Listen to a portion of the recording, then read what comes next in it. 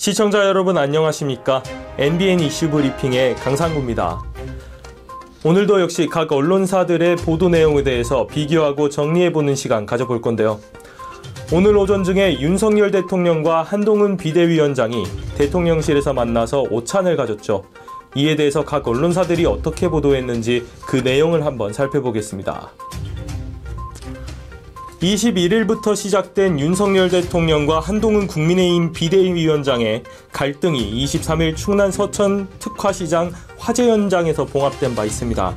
그럼에도 불구하고 김건희 여사 리스크, 그리고 김경률 비대위원 사천 논란 등에 대해서 의견이 분분하며 갈등이 완전히 봉합되지는 못하는 모습을 보였는데요. 이에 29일 오늘 오전이죠. 대통령실에서 윤 대통령과 한 위원장이 오찬을 가지며 적극적인 화합을 위한 움직임을 취했습니다.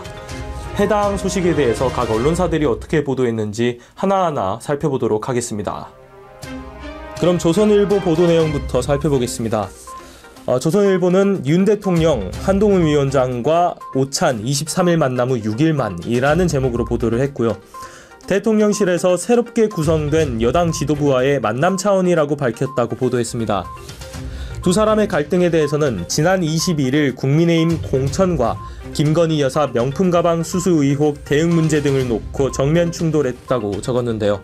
해당 만남에 대한 여권 관계자의 의견을 함께 보도했습니다. 다음으로 중앙일보 보도 내용 보겠습니다. 윤 대통령, 한동훈 위원장, 대통령실서 오찬이라는 제목으로 보도를 했고요. 오찬 참석자는 윤 대통령, 한 위원장 외에도 윤재옥 당 원내대표, 이관섭 대통령실 비서실장, 한호섭 정무수석 등이라고 보도했습니다. 앞서 두 사람, 그러니까 윤 대통령과 한 위원장이죠.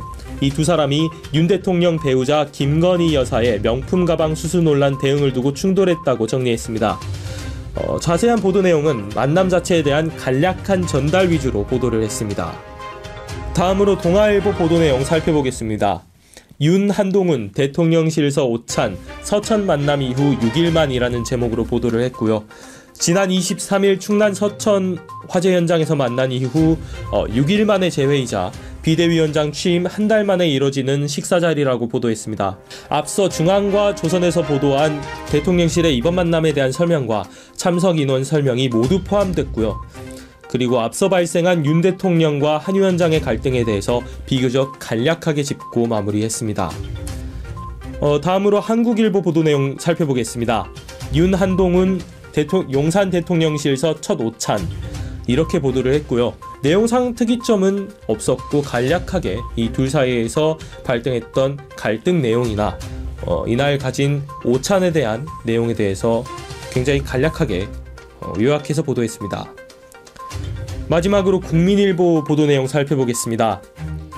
윤, 한동훈 대통령실서 오찬, 서천 만남 이후 6일 만이라는 제목으로 보도를 했고요.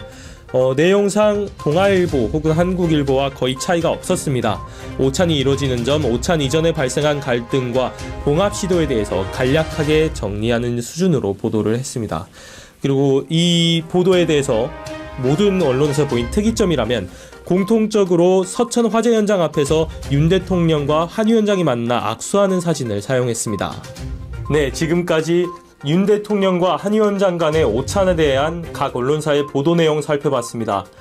다음 시간에도 그날그날의 이슈에 대해서 알기 쉽게 정리하는 그런 유익한 시간이 될 수 있도록 노력하겠습니다. 지금까지 NBN 이슈 브리핑의 강상구였습니다.